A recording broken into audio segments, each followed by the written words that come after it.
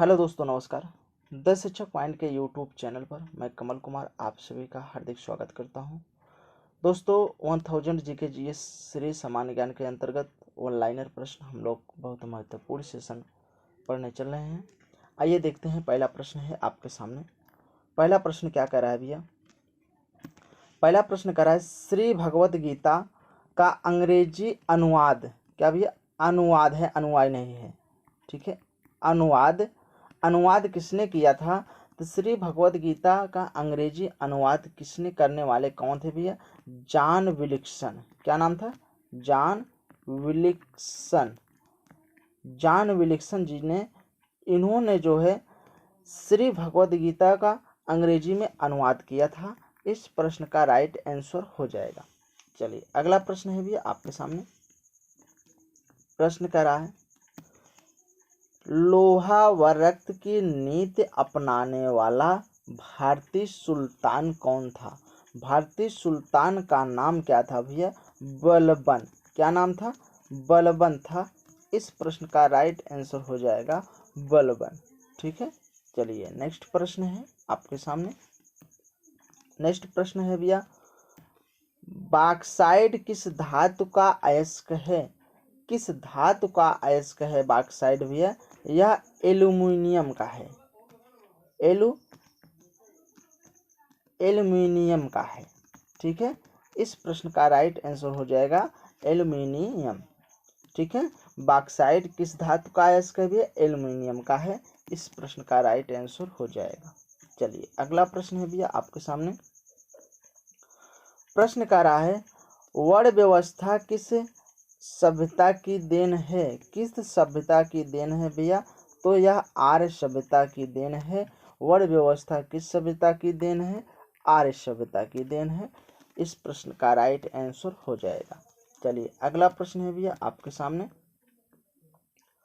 अगला प्रश्न कर रहा है, भारत की सबसे प्राचीनतम अजायब घर कहाँ पे है? अजायब घर की बात किया जाए तो भैया कोलकाता में है। इस प्रश्न का राइट आंसर हो जाएगा कोलकाता। चलिए नेक्स्ट प्रश्न है भैया आपके सामने। नेक्स्ट प्रश्न कर रहा है, पांच नदियों की भूमि कहाँ पे है भैया? पंजाब को कहते हैं पांच नदियों की भूमि। इस प्रश्न का राइट आंसर हो जाएगा। ठीक है, चलिए नेक्स्ट प्रश्न है भैया आपके सामने। नेक्स्ट प्रश्न कर रहा है, मनुष्य में रक्त का लाल रंग किस हीमोग्लोबिन की उपस्थिति के कारण होता है? कौन सी हीमोग्लोबिन उपस्थिति का कारण किस होता है? किसके कारण होता है भैया? एरिथ्रोसाइट। क्या भैया? एरिथ्रोसाइट के कारण जो है हीमोग्लोबिन लाल रंग का होता है। ठीक है, एरिथ्रोसाइट्स। ठीक है, इस प्रश्न का राइट आंसर हो जाएगा एरिथ्रोसाइट। ठीक है, चलिए नेक्स्ट प्रश्न है भैया आपके सामने। नेक्स्ट प्रश्न का अगला प्रश्न है भैया, प्लानिंग फॉर इंडिया पुस्तक 1934 में किसने लिखी थी? किसने लिखी थी भैया? कि लिखने वाले का नाम क्या था? तो लिखने वाले का नाम था विश्ववरैया। ठीक है, क्या नाम था भैया? सर विश्ववरैया। विश्ववरैया। ठीक है, इस प्रश्न का राइट आंसर हो जाएगा सर विश्ववरैया। चलिए नेक्स्ट प्रश्न है भैया आपके सामने।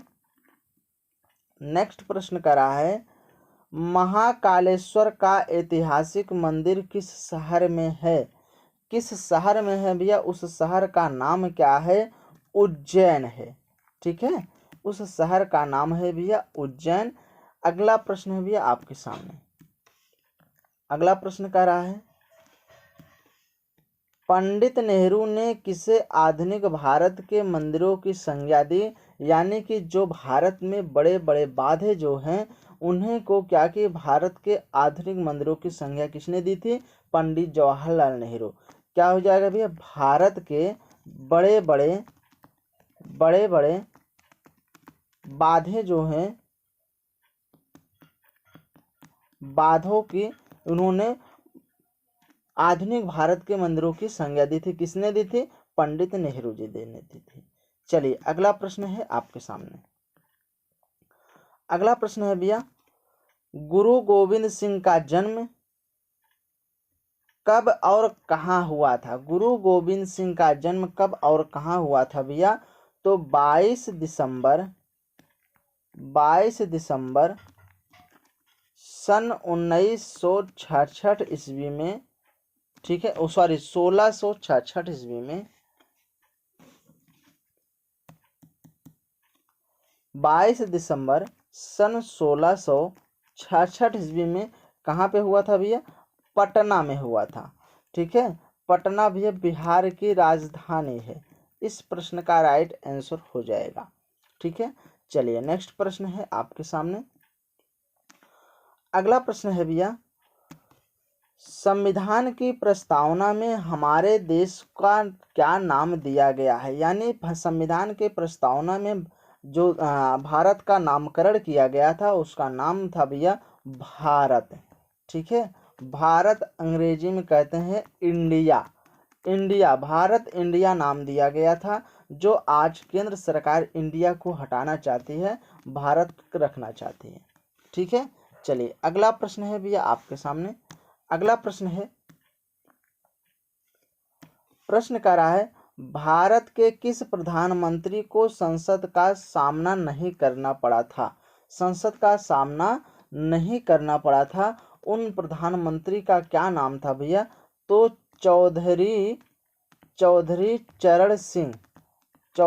चरण सिंह जी को, इनको जो है संसद का सामना नहीं करना पड़ा था। ठीक है, इनकी समाधि की बात किया जाए तो इनकी समाधि कहाँ पे है भैया? किसान घाट पे है। ठीक है, आप नोट करके जानते रहिएगा। अगला प्रश्न है भैया आपके सामने। नेक्स्ट प्रश्न है, प्रश्न कर रहा है, राज्यसभा के प्रथम सभापति कौन थे? राज्यसभा के प्रथम सभापति की बात किया जाए तो भैया कौन थे? डॉक्टर सर्वपल्ली राधाकृष्णन। ठीक है, इस प्रश्न का राइट आंसर हो जाएगा डॉक्टर सर्वपल्ली राधाकृष्णन राज्यसभा के प्रथम सभापति थे। ठीक है, अगला प्रश्न है भैया आपके सामने। प्रश्न कर रहा है, भारत प्रथम बार केंद्र में गठित गैर कांग्रेसी सरकार का प्रधानमंत्री कौन था? प्रधानमंत्री कौन था भैया? यानी कि प्रथम बार में केंद्र में जो गठित किया गया था कांग्रेसी सरकार, प्रधानमंत्री कौन था? तो कांग्रेसी सरकार के प्रधानमंत्री कौन थे भैया? मोरारजी देसाई। कौन थे? मोरारजी, इनका शुद्ध नाम है भैया मोरारजी देसाई। ठीक है, इस प्रश्न का राइट आंसर हो जाएगा मोरारजी देसाई। इन्होंने जो है प्रथम बार केंद्र सरकार में जो है कांग्रेसी सरकार के प्रधानमंत्री थे। ठीक है, चलिए अगला प्रश्न है भैया आपके सामने, बहुत महत्वपूर्ण प्रश्न है भैया। प्रश्न कर रहा है, बीजक किसकी रचना है? बीजक जो है किसकी रचना है भैया? तो यह कबीर दास की है। किसकी है भैया? कबीर दास की है। इस प्रश्न का राइट आंसर हो जाएगा कबीर दास। ठीक है, चलिए अगला प्रश्न है भैया आपके सामने। प्रश्न कर रहा है, भारत का आखिरी अंग्रेजी वायसराय कौन था? भारत का आखिरी जो है, ठीक है, आखिरी अंग्रेजी वायसराय कौन था? अंग्रेजी वायसराय रहने वाले कौन थे भैया? Lord Mountbatten.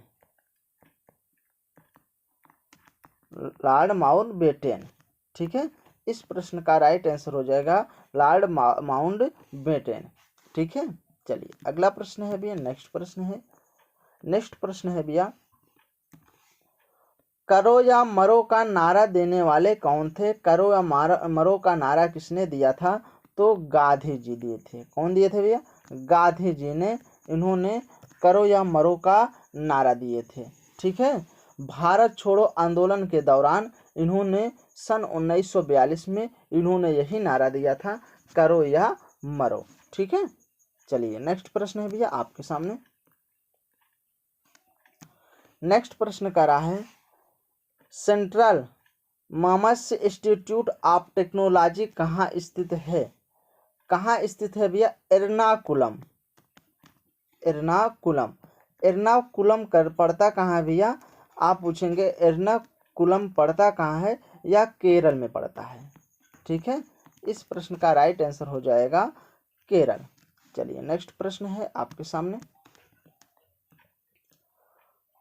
अगला प्रश्न है भैया, कन्याकुमारी शहर बसा है, कन्याकुमारी शहर बसा है, कहाँ पे बसा है भैया? तमिलनाडु में। ठीक है, तमिलनाडु में जो है कन्याकुमारी शहर बसा हुआ है। इस प्रश्न का राइट आंसर हो जाएगा। चलिए अगला प्रश्न है आपके सामने। नेक्स्ट प्रश्न कह रहा है, संघ शासित प्रदेश दादरा और नगर हवेली भारत के किन दो राज्यों के बीच स्थित है? किन दो राज्यों के बीच स्थित है? वह राज्य का नाम क्या है भैया? पहला है गुजरात। गुजरात और महाराष्ट्र इन दोनों राज्यों के बीच में यह जो है स्थित है। ठीक है, दो राज्यों के बीच में संघ शासित प्रदेश दादर और नगर इन भारत के इन दो राज्यों के बीच में स्थित है। चलिए अगला प्रश्न है भैया आपके सामने। प्रश्न कर रहा है, भारत में चंदन की लकड़ी के लिए प्रसिद्ध राज्य कौन सा है? चंदन की लकड़ी के लिए प्रसिद्ध राज्य की बात किया जाए तो पहला भैया कर्नाटक है, कर्नाटक में चंदन की लकड़ी बहुत ज़्यादा मिलती है। और दूसरा भैया तमिलनाडु। कहाँ भैया? तमिलनाडु। इस प्रश्न का राइट आंसर हो जाएगा कर्नाटक और तमिलनाडु। ठीक है, चलिए अगला प्रश्न है भैया आपके सामने।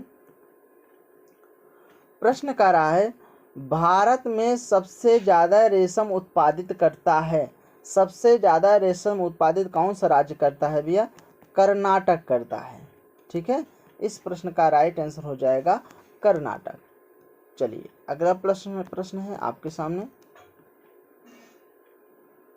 प्रश्न है भैया, नोबेल पुरस्कार कितने क्षेत्रों में दिया जाता है? नोबेल पुरस्कार की बात किया जाए भैया तो इनका जो है छह क्षेत्रों में इनका योगदान दिया जाता है। ठीक है, इनको दिया जाता है नोबेल पुरस्कार, 6 क्षेत्रों में दिया जाता है।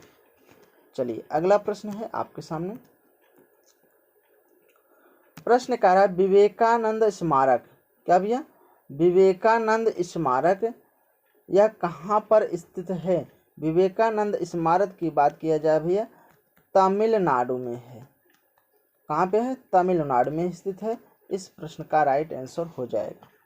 चलिए अगला प्रश्न है भैया आपके सामने। प्रश्न कर रहा है,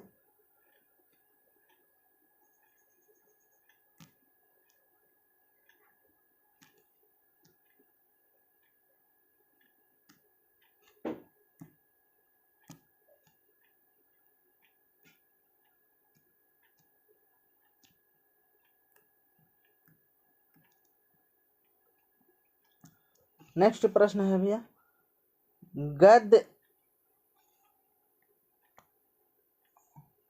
प्रश्न है भैया, गद्य एवं पद्य दोनों में किस ग्रंथ की रचना की गई? गद्य एवं पद्य दोनों में किस ग्रंथ की रचना की गई थी भैया?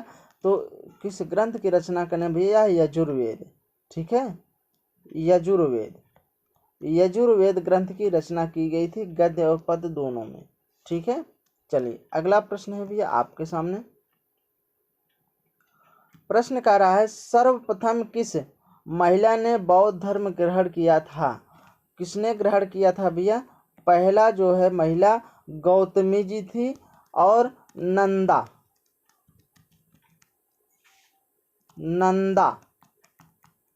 यशोधरा। दूसरे नंबर पे यशोधरा, पहले नंबर पे गौतमी, दूसरे नंबर पे जो है यशोधरा, और दूसरे नंबर पर नंदा, तीसरे नंबर पर यशोधरा। यानी कि सर्वप्रथम महिला बौद्ध धर्म ग्रहण करने वाली सबसे पहले गौतमी ग्रहण की थी, दूसरे नंबर पे नंदा और तीसरे नंबर पर यशोधरा। ठीक है, चलिए अगला प्रश्न है भैया आपके सामने। नेक्स्ट प्रश्न है, किस नेता ने तीनों गोलमेज सम्मेलन में लगभग भाग लिया था? ठीक है, किन नेता ने तीनों गोलमेज सम्मेलनों में भाग लिया था, लगभग भाग लिया था? तो वे थे भैया कौन? B.R. अम्बेडकर, डॉक्टर भीमराव अम्बेडकर। इन्होंने जो है गोलमेज सम्मेलनों में तीनों बार जो है इन्होंने भाग लिया था। ठीक है, चलिए अगला प्रश्न है भैया आपके सामने। नेक्स्ट प्रश्न है भैया, 1857 की क्रांति के समय ब्रिटेन का प्रधानमंत्री कौन था? ब्रिटेन का प्रधानमंत्री भैया उस समय कौन थे? पाल्मस्टन थे। कौन थे? पाल्मस्टन जी थे। ये समय 1857 की क्रांति में इन्होंने प्रधानमंत्री के पद पर कार्य कर रहे थे। ठीक है, चलिए अगला प्रश्न है आपके सामने। अगला प्रश्न कह रहा है, गुरु गोविंद सिंह की मृत्यु के बाद सिखों का नेतृत्व किसने किया था? सिखों का नेतृत्व किसने किया था? तो करने वाले कौन थे भैया? बंदा बहादुर। कौन थे भैया? बंदा बहादुर। इस प्रश्न का राइट आंसर हो जाएगा। चलिए अगला प्रश्न है भैया आपके सामने। प्रश्न है भैया, ए पैसेज टू इंडिया पुस्तक के लेखक कौन हैं? पुस्तक के लेखक कौन है भैया? E.M. फोस्टर। कौन है? E.M. फोस्टर। E.M. फोस्टर। ठीक है, चलिए नेक्स्ट प्रश्न है आपके सामने। अगला प्रश्न है भैया, नियाग्रा जलप्रपात कहाँ स्थित है? नियाग्रा जलप्रपात कहाँ स्थित है भैया? यह अमेरिका में है। कहाँ पे है? यह अमेरिका में स्थित है। इस प्रश्न का राइट आंसर हो जाएगा। ठीक है, चलिए बस दोस्तों आज यहीं तक। ऐसे वीडियो देखने के लिए आप अपने YouTube चैनल द शिक्षक पॉइंट को आप जरूर सब्सक्राइब करिए, बेल आइकन को जरूर ऑन रख दीजिएगा। मिलते हैं फिर नेक्स्ट एक नए वीडियो के साथ, तब तक के लिए धन्यवाद।